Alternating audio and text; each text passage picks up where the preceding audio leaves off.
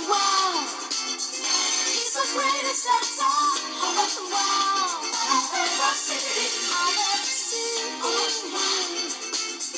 He's the greatest that's all. I want the world. Wow. I want the world. He's the greatest that's all. I want the world. I've ever seen. I love the moon. He's the greatest that's all. I want the world. And I've ever seen.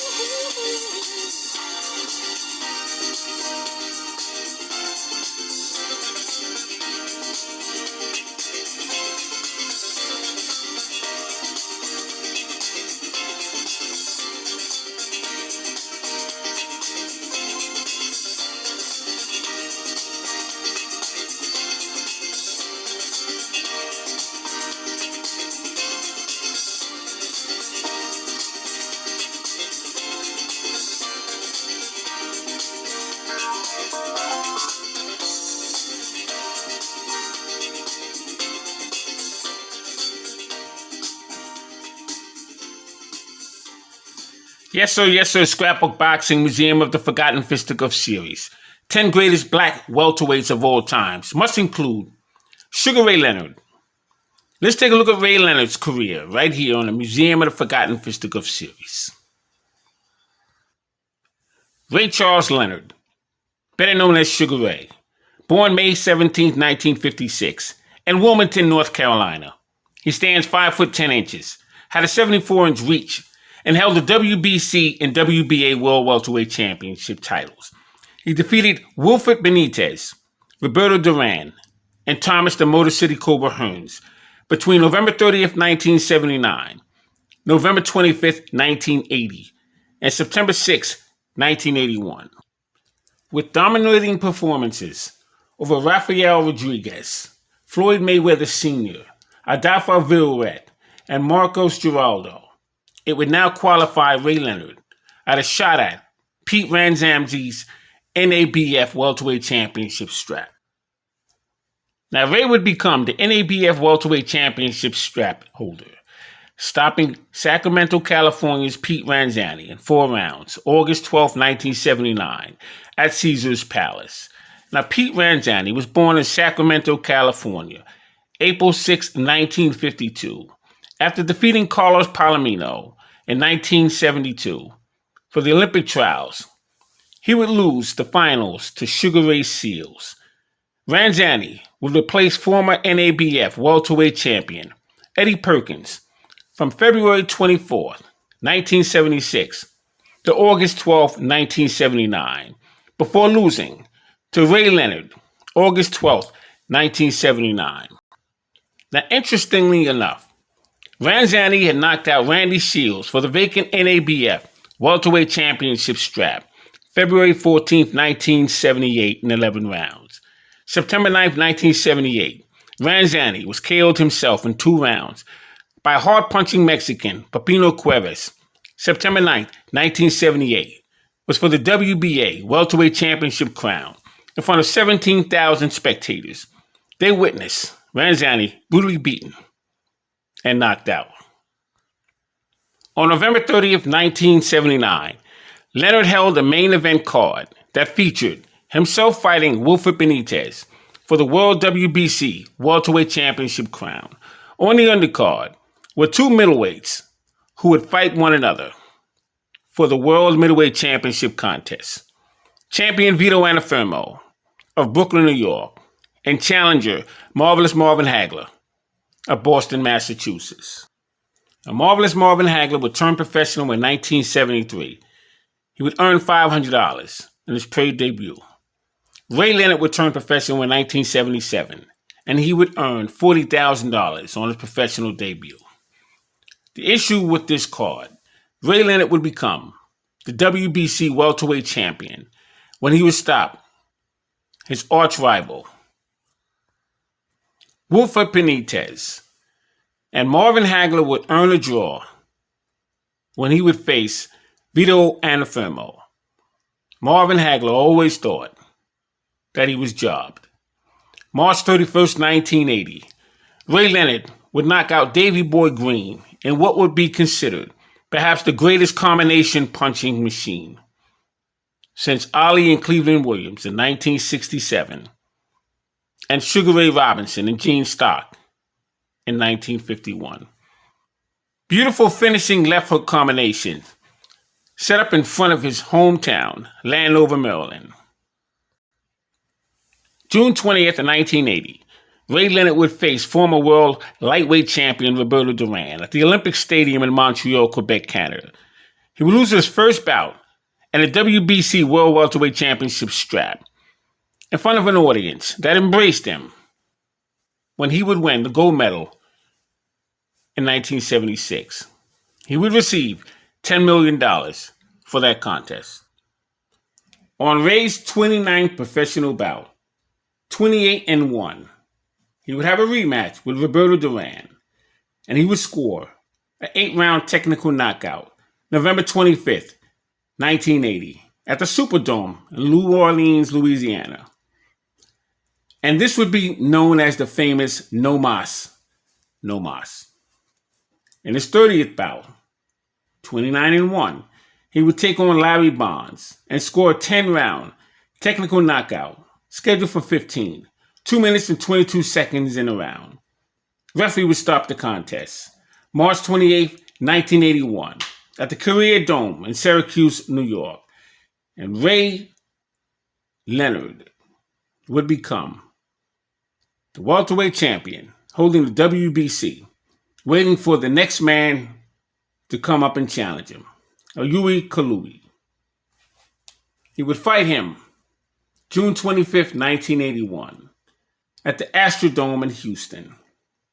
He would win the WBA Junior Middleweight Championship strap. That would be on his 31st professional bout. And he would stop Kalui 3 minutes and 6 seconds into the 9th round that was scheduled for 15.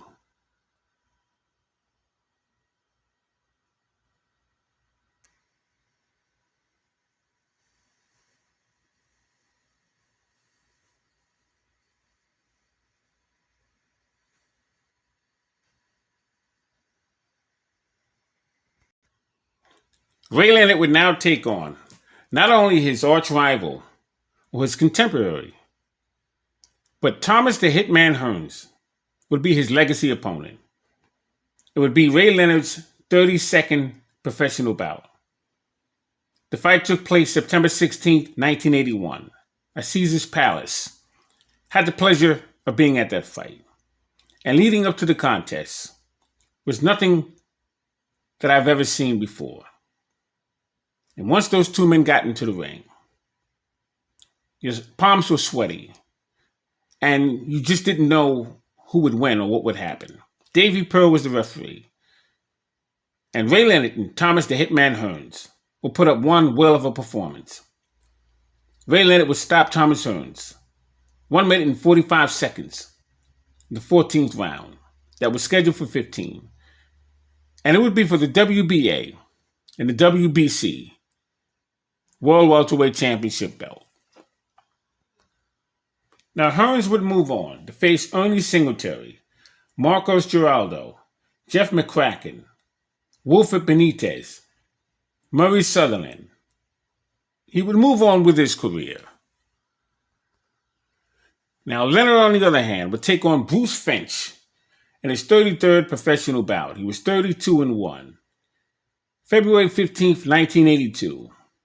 Would be at the Centennial Coliseum in Reno, Nevada. And he would score a 3rd round technical knockout, 1 minute and 50 seconds, that was scheduled for 15 rounds, And Bruce Finch was a very good fighter, but he couldn't compel with the combination and speed of Ray Leonard. Leonard's next fight would be his 34th professional bout. He would be 33-1. He had taken a hiatus as he has done before, but he came back May 11th, 1984 to take on Kevin Howard. He would score a 9th round technical knockout, 2 minutes and 27 seconds of the 9th round. It was scheduled for 10. But this would be after Ray Leonard was dropped. And many didn't see a moving forward future for Ray Leonard. And Ray Leonard once again would retire. But he would make a comeback in his 35th professional bout. He was 34-1. And his next opponent would happen April 6, 1987, Caesar's Palace. And who would be against? Marvelous Marvin Hagler. You see, Ray Leonard played a lot of games with Marvin Hagler. He created a dinner, and he invited Marvin Hagler and the Petronelli brothers. In fact, he invited all the sports figures. Howard Cosell was in the ring. And Ray Leonard would make an announcement. He ordered a lot of food and drinks for all his guests. And when Ray Leonard stated about how such a proud moment it would be to face Hagler, Hagler smiled. And he somewhat began licking his chops because he felt as though there would be not only a lot of money coming his way, but his legacy would finally be solid. And Ray Leonard would tell him it would be the biggest thing since Fort Knox. Unfortunately, it would never happen. And Marvin Hagler felt played. He never forgave Ray Leonard for that. R.I.P. to Marvin Hagler. But these men would eventually get it on. It happened after Marvin Hagler would take on John the Beast Mugabe. March 10th, 1986. The fight took place at Caesar's Palace. Had the pleasure of being at that fight. It was Marvelous Marvin Hagler's 62-2. It was his 66th fight. And he found himself knocking out John the Beast Mugabe in 11 rounds. It was scheduled for 12. He stopped on 1 minute and 29 seconds of that 11th round. And it went back and forth. It was a frightening moment for Marvin Hagler. Ray Leonard was in the audience. And he noticed that Marvin Hagler could not move side to side. Didn't have lateral movement. Because you don't fight John the Beast Mugabe. He walked into the ring with a record of 26-0 with 26 knockouts. And John the Beast Mugabe was a brutal fighter, brutal puncher, and he was young and up and coming. He dominated the junior middleweight division. With opponents such as Frank the Animal Fletcher, James Hard Rock Green, Nino Gonzalez. I mean, this man was knocking out fighters the way you brush your teeth in the morning. And when he took on Marvin Hagler, and he gave him the kind of hell he gave him, it reminded everyone that was in that arena what happened earlier with Gaby Canizales, who was in the ring with a fighter by the name of Richie Sandoval. And Gaby Canizales put Richie Sandoval in the hospital. And then it was Thomas the Hitman Hearns' turn. He was in the ring with James Black and Gold Schuler. And he hit James Schuler with a one-piece. And everyone thought he had to go to the hospital. So when Marvin Hagler was having the kind of hell that he was having, we never knew what to expect. It was cold that evening in Las Vegas. And it was raining. We had to purchase ponchos. I don't know, it was $2 or $10. I couldn't remember. It's been such a long time ago. But Hagler fought through it. And he didn't move on John the Beast Mugabe. I guess he figured he was the heavier man as a middleweight.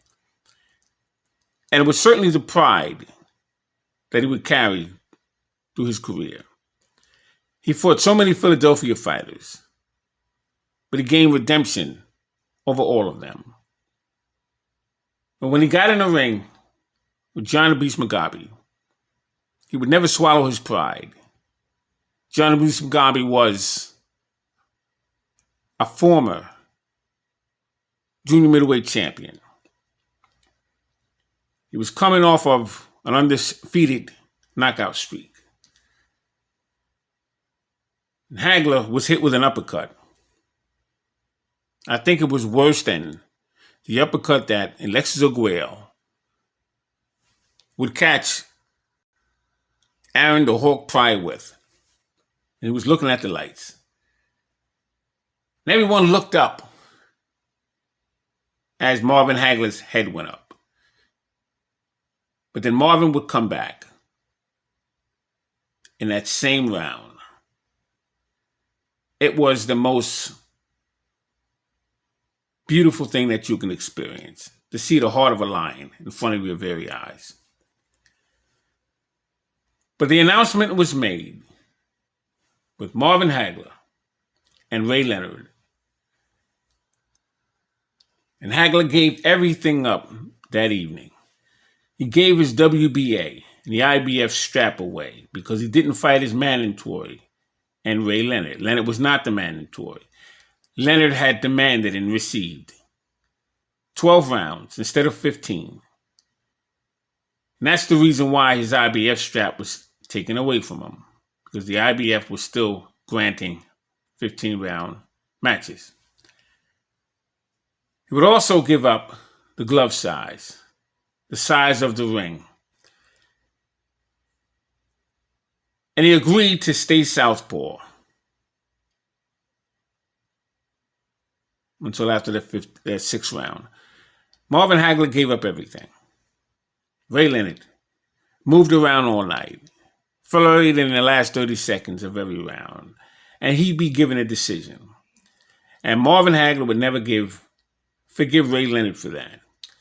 But Ray Leonard would pull it off, and he would become the brand new WBC middleweight champion of the world. What a moment. Thanks for listening. I'm Scrapbook Boxing, Museum of the Forgotten Fisticuff series. All great fights and all great fighters will never be forgotten on my channel. That wraps up this series of 10 greatest black welterweights of all times, in my opinion. It's only my opinion, but I don't think I'm too far off. These are two legends here, and all the fighters that are on this list, I don't think you can argue. Thanks for watching. Look out for the 10 greatest black lightweights of all times, right here on the Museum of the Forgotten Fisticuff series.